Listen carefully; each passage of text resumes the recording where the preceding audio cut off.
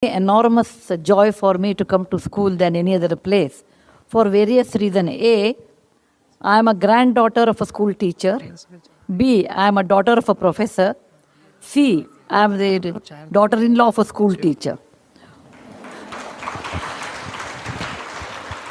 D, I am a teacher. I used to teach computer science in Christ University. And later I became so irregular than my own students. Then I said I will come on a management than a teacher because of my hectic schedules. Children give me enormous joy because they are innocent. And this is the first time I'm addressing any school in Bombay. I have not addressed any school in Bombay. I have come only for the...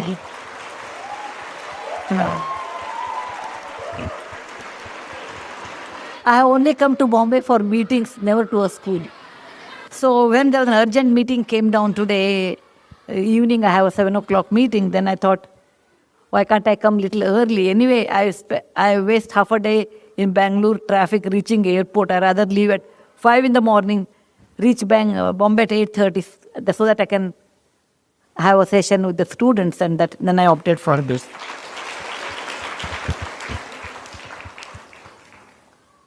I'll tell you a small story. I am a grandmother of 2 grandkids. Like today's how grandkids are there, they are like that, normal. Okay, that means more talking and less listening. And my granddaughter's name is Krishna, and she told me, they live in London. One day I told her to eat banana fruit. You know, we India consider it's a good fruit. Eat. And then she said, me, Aji, give me law. She calls me Aji, like any Kannada grandmother is called, or Maharashtrian grandmother is called. She said, Aji, give me a set of reasons why one should eat banana, a 5-year kid. Okay? I said, okay, I will tell you a story, and then you feel like eating, you eat. I said, there was a rishi by the name Durvasa. I'm sure most of you know. Whenever he used to go to anybody's place, they used to get scared of him. Why this fellow has come, let him go as early as possible. I'm sure when you are not a nice person, nobody welcomes you. One day his wife told him, look, people, when you go, people run away. Whereas I stayed with you for such a long time, don't you think I deserve a boon or a special gift? First he was very upset. Then he said, okay, fine, I'll give you a special gift. What do you want?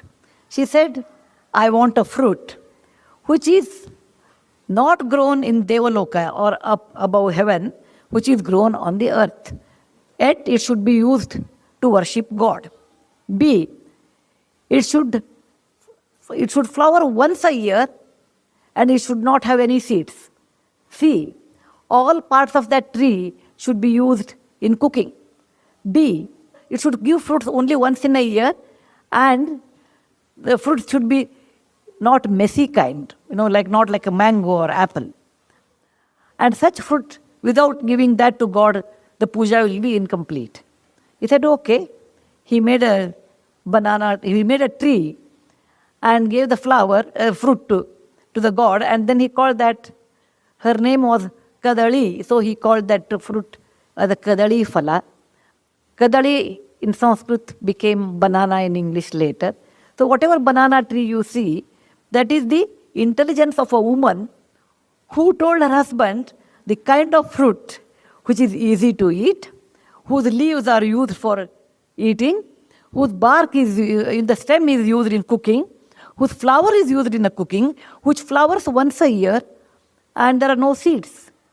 So I told, it's such a great fruit on the earth. If you don't want to eat Krishna, you don't have to eat. But only learned people eat this one.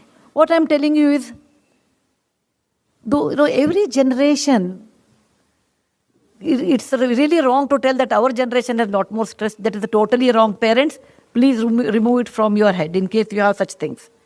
I was in Egypt about 15 years back. Then I took on Egyptology. That is a person who knows how to read hieroglyphy, who knows more about Egyptian history, and went to one place which is 7,000 years old, and there I saw the pyramid. Inside the pyramid there was hieroglyphy, so I asked that fellow, what it is written here, you tell me.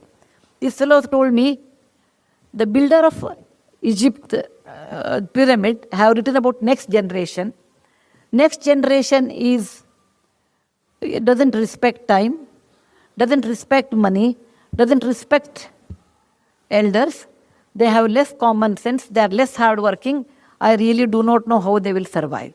Suddenly I felt like, my parents talking to me like that.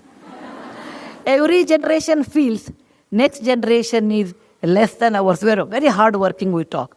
No, that is really not true. Every generation has their own plus and minus, some totally same. Any mathematics teacher or any students who love mathematics will appreciate this. What is 1 by 2? Half. 1 by 2 is 2 by 4. It is also equal to 3 by 6. It's also equal to 4 by 8. It's also equal to 16 by 32. The moment I say 1 by 2 and 16 by 32, 16 is a huge number, 1 is small, but the ratio remains the same.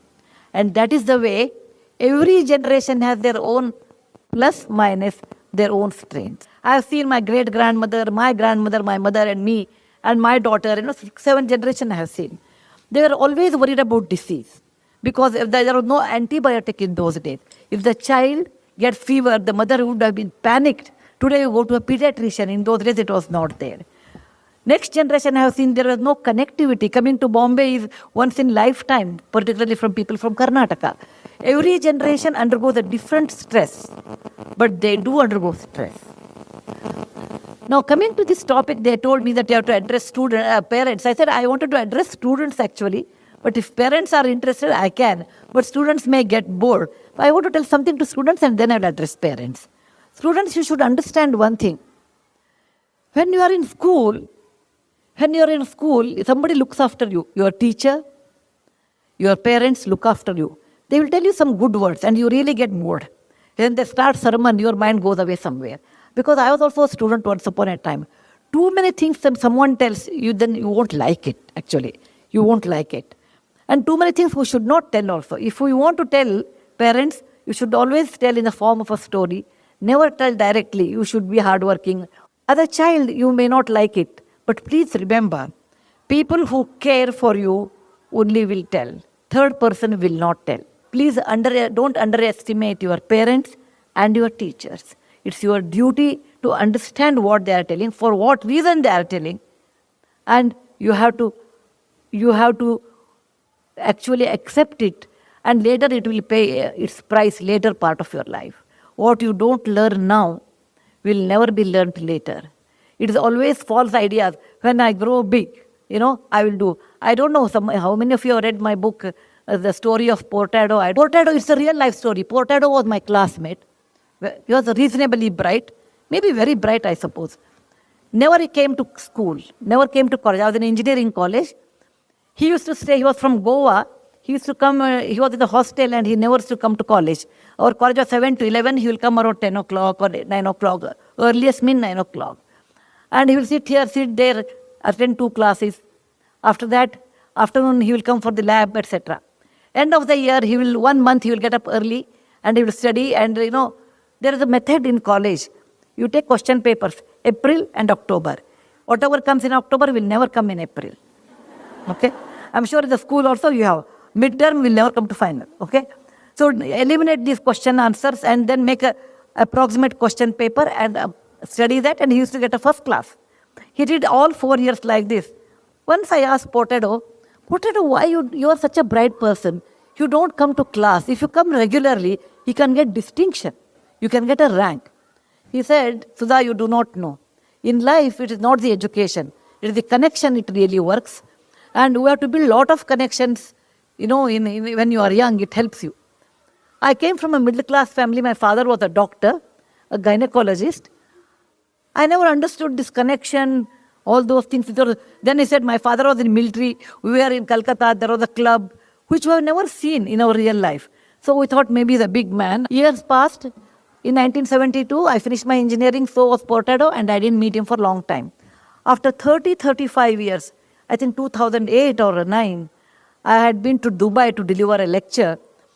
And when the lecture was over, I saw somebody waiting for. And then he said, ma'am, I was waiting for you. I was surprised, a place like Dubai, who will wait for me?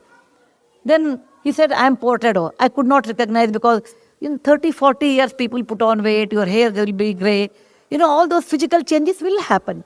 So I said, potato, I would not have recognized. I was very happy. I told him, oh, let us sit down and talk. He said, no, I just wanted to tell you one word to you. So I was waiting. I said, what happened? He said, do you remember in college I used to bunk class? I said, of course I remember you. Potato means bunking class. He said, I used to bunk class and I joined a job. And because in those days, the moment you have BE, you used to get job in my time.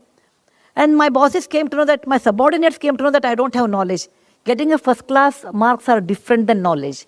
Please remember, parents, your children should be in the pursuit of knowledge than the marks. Though it's a competitive examination.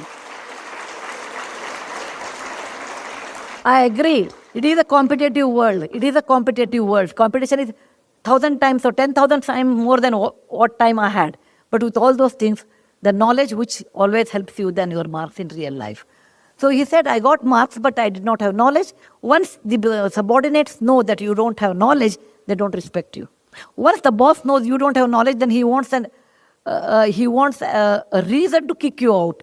I was kicked out from one job, then I took a second job, and I was so much used to getting up 9 in the morning, I'll go late to the office. I was kicked out there also. Over a period of time, I couldn't get job anywhere. And now I have a job as a manager job or a smaller job in Dubai. And I said, what about your family? He said, I have 2 daughters. I left them in Chennai to study.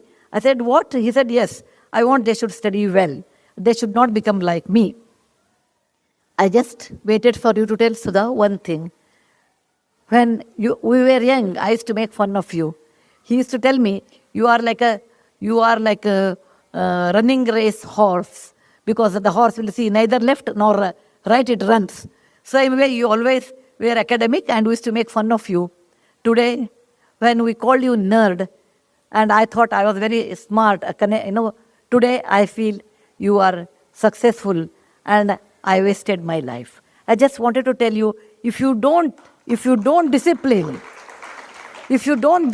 when you are school or in college, you pay a heavy price in later part of your life. Discipline, like coming up in a proper way, writing properly, okay, talking properly, communicating properly, respecting people properly. This really helps a long way in your life. So I don't want you should be like potato, regretting in your old age. You should remember that to be successful in life, there is no shortcut. The only method is hard work and straight way. And that you have to do. Thank you very much for giving me an opportunity to address both of you. And in case you have any questions in my limited knowledge, and my answers are highly subjective. Okay? It is not, from any group theory I have taken. I will try to answer. Thank you once again.